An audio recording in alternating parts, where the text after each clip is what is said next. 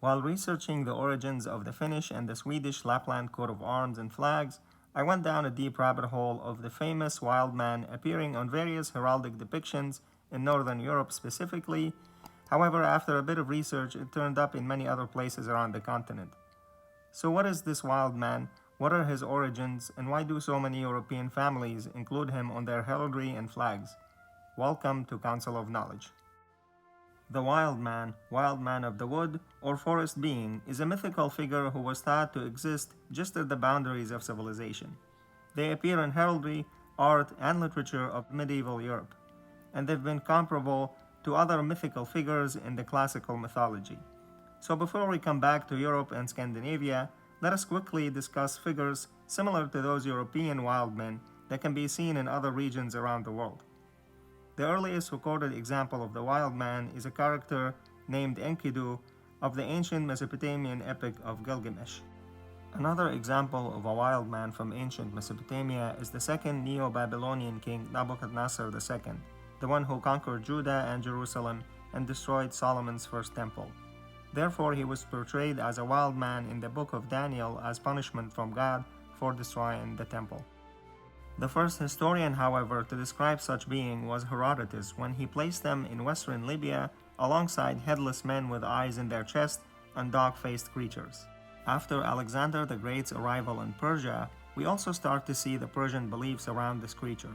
According to the Greek physician and historian Ctesias, in his book Indica, two types of wild men live in India. When we travel forward in time and back to Europe, we see Pliny the Elder's Natural History, where he talks of such creatures. Pliny describes wild creatures in India who had humanoid bodies with a coat of fur, fangs, and no capacity to speak.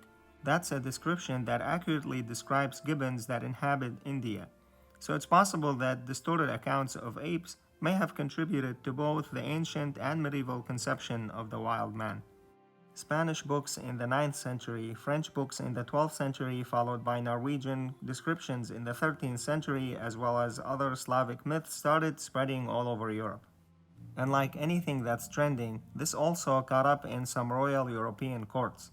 King Charles VI of France and 5 of his courtiers dressed as wild men and chained themselves together for a masquerade in Paris in January of 1393.